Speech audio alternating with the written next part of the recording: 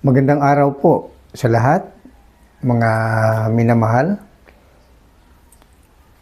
Nagpapatuloy tayo sa ating paglilingkod para po sa lahat ng mga naghahanap ng katotohanan at sa kaligtasan ng kaluluwa. Ihatid ko po sa inyo ang isang talata, unang Korinto, Kapitulo 15, versikulo 19. Kung sa buhay lamang na ito, tayo nagsisiasa kay Kristo, ay tayo sa lahat ng mga tao ang lalong kahabag-habag.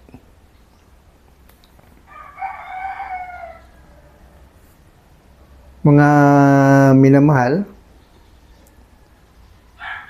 tayong lahat habang nabubuhay pa sa mundong ito ay minsan ating tinatanong sa ating sarili, ano nga ba ang layunin ng ating buhay sa mundong ito? Bakit tayo pinanganak? At pagkatapos nung tayo pinanganak, nalantad sa atin ang buhay. Ang buhay na minsan ay nagduda tayo at minsan ay pinag-isipan pa natin. Ano nga ba tayo? Sino tayo? Anong dapat natin gawin? At lalo na kung tayo ay pinanganak na isang mahirap, nandoon talaga ang mga pagsusumikap para lamang mabuhay. At nakita din natin, ang iba ay nasa kalagayan ng nandoon sila sa walang kahirapan, kumbaga mayayaman. Iyan ay mga katanungan na makita natin ang buhay nila ay talaga napakasarap, napakaligaya. So, ano nga ba talaga ang layunin ng Diyos sa ating buhay? Mga minamahal, napakahalaga na dapat po nating arukin ang misteryo ng buhay natin sa mundo. Kaya nga itong talata na aking binasa, kung sa buhay lamang na ito, tayo nagsisiasa kay Kristo, ay tayo sa lahat ng mga tao ang lalong kahabag-habag.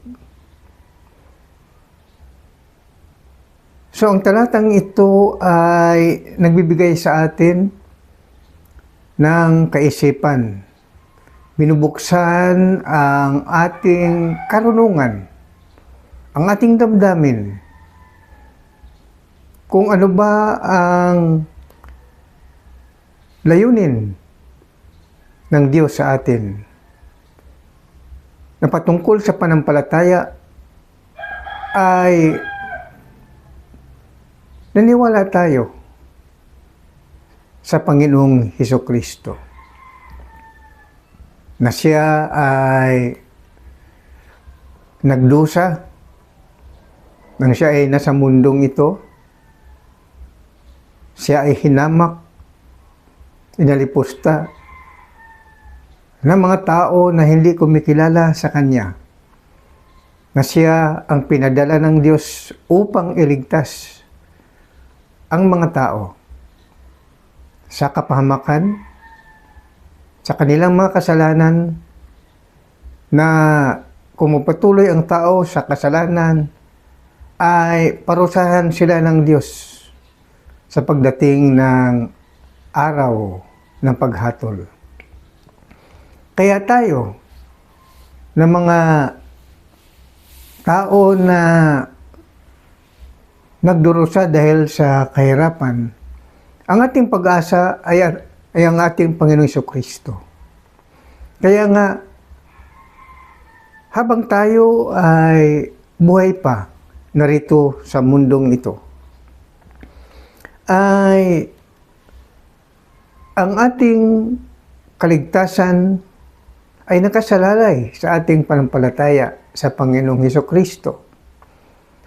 Huwag tayong mainggit doon sa mga taong mayayaman na bagamat ating nakita na sila ay walang mga problema, ay huwag natin silang kainggitan. Ang mahalaga ay ang ating mga sarili, ang ating pamilya, ang ating mga kamag-anak, na mahatiran natin sila ng Ebanghelyo, ng buhay natin ay hindi lamang sa mundong ito.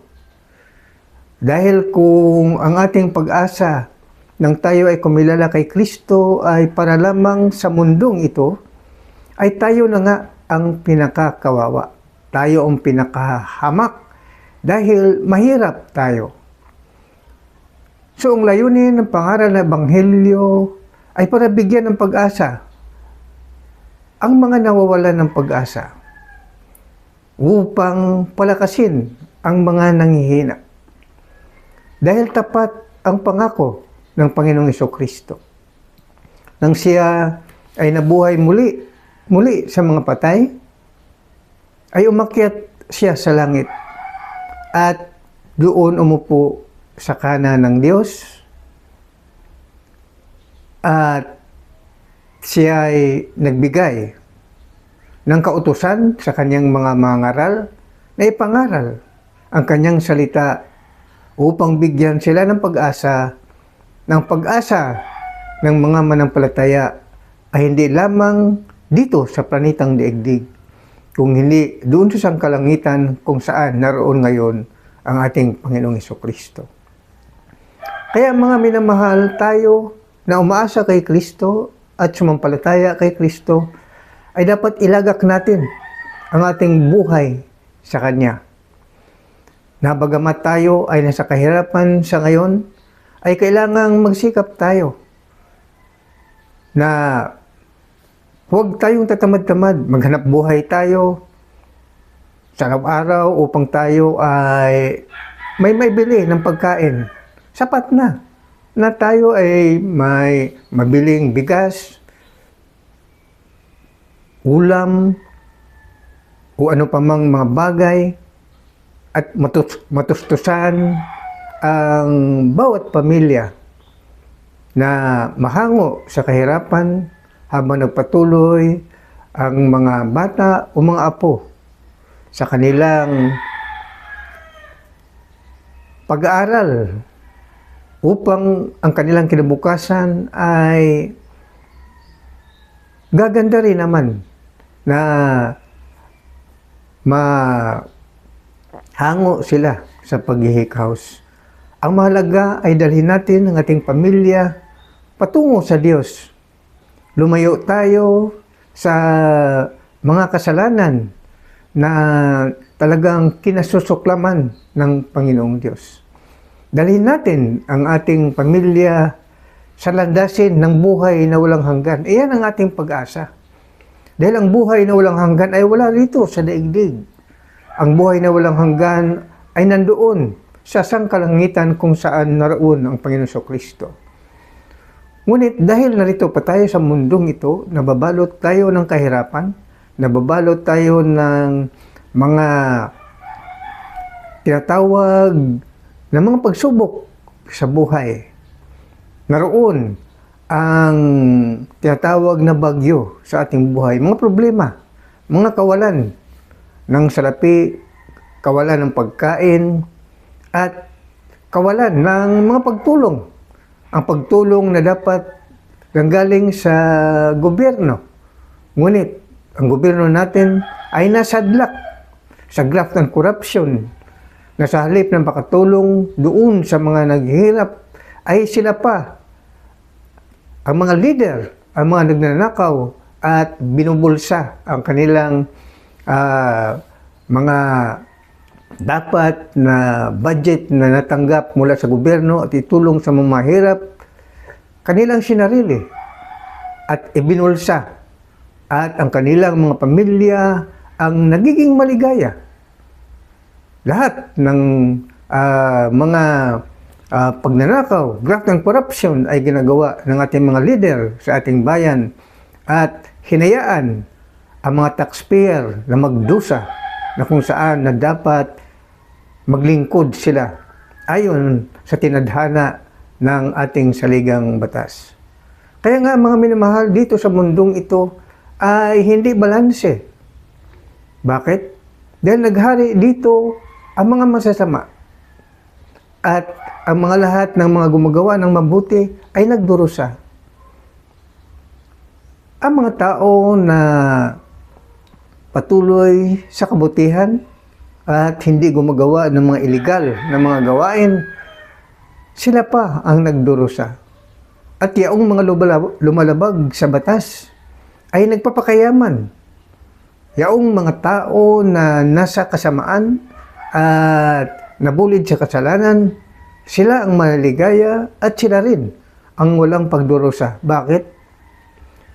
Dahil hindi sila kumikilala sa Diyos na naroon sa langit. Ang kanilang isipan ay dito lamang sa mundong ito. Ngunit iba tayo na sumasampalataya sa Diyos, mga minamahal. Kaya nga sabi ng talata, kung sa buhay lamang na ito tayo nagsisiasa kay Kristo, ay tayo sa lahat ng mga tao ang lalong kabag-habag. Kaya talagang kabag-habag tayo. Tayong mga mahirap na tunay na sumasampalataya kay Kristo. Hindi tayo nagnanakaw. Hindi tayo gumawa ng mga masama. Hindi tayo lumalabag sa batas. Ngunit, bakit patuloy tayo sa ating paghirap? Dahil ito ngayon ang ating naranasan, ay naranasan din ng Panginoong Jesucristo nang siya ay naghatid ng Ebanghelyo. Bagamat siya ay anak ng Diyos, naghirap siya, inalipusta siya ng mga taong makalupa, mga taong hindi sumasampalataya na siya ay Mesiyas, siya ang tagapagligtas. Kaya nga, diyan din ang ating naranasan dito sa mundong ito. Kung paano si Kristo naghirap, ay maghirap din naman tayo. Ngunit, ang ating pag-asa ay hindi sa mundong ito, ayon sa talata. Dahil kung ang ating pag-asa ilagak natin sa mundong ito, tayo nga ang kabag-habag. Tayo, ang pag-asa natin ay ang buhay na walang hanggan. Habang narito tayo sa mundong ito, mamatay tayo.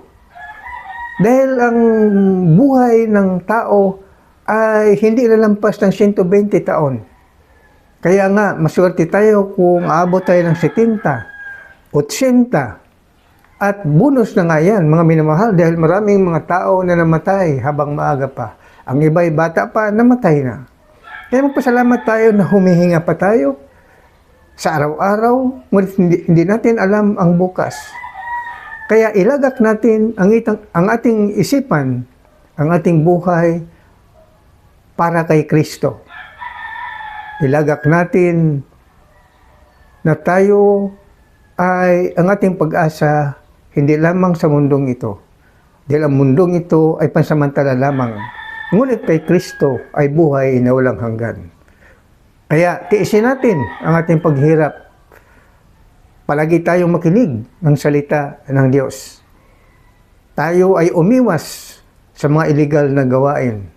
Tayo ay sumunod sa batas na nasusulat sa ating saligang batas at sa mga ordinansa mula sa barangay hanggang sa ating saligang batas na pang buong bansa. Kaya ang mahalaga ay ituon natin ang ating buhay sa paggawa ng kabutihan na habang nabubuhay tayo sa mundong ito, magtiis tayo sa kahirapan na ating naranasan, ngunit magsikap din naman tayo na tayo ay magkaroon ng magandang buhay sa magitan ng paggawa ng mabuti. Ang Diyos ang ating alalay, ang Diyos ang ating katulong, at ang Diyos ang palaging nagbigay sa atin ng proteksyon Kaya habang nabubuhay sa mundong ito, asahan natin na tayo ay pansamantala lamang sa daigdig. Ngunit ang ating pinakalayunin ay ang buhay na walang hanggan, kung saan nandoon si Kristo sa kalangitan at siya ay nagbibigay sa atin ng pag-asa. Kung tayo man ay nanghina, palakasin niya tayo. Kung tayo man ay nawala ng pag-asa, tayo ay kanyang tutulungan upang magkaroon tayo muli ng kalakasan at magpatuloy na bagamat nasa kahirapan ay natitiis natin ang kahirapan dahil nang si Kristo ay naghirap, tiniis niya ang kanyang paghirap at ikinamatay niya sa krus ng Kalbaryo dahil sa kasamaan ng mga tao ng kanyang kamatayan ay ang pagsagip sa atin, sa ating mga kasalanan upang ang kanyang kamatayan ay maging kabayaran ng ating mga kasalanan. Kaya tayo bilang mga sumasampalataya kay Kristo at sumasampalataya na ang buhay sa mundo ay pansamantala lamang at ang buhay ng walang hanggan ay doon sa kalangitan kung saan nandoon si Kristo. Kaya habang tayo ay narito pa sa mundo, magtiis tayo sa mga pagsubok. Ilagak natin sa itaas, sa sangkalangitan, kung saan nandoon si Kristo. Iyon ang ating pag-asa, ang buhay na walang hanggan. Magandang umaga po sa inyong lahat. Ito po ang inyong abang lingkod, Pastor Absalom Labanon Jr. God bless us all. Praise God. Hallelujah. Amen and amen.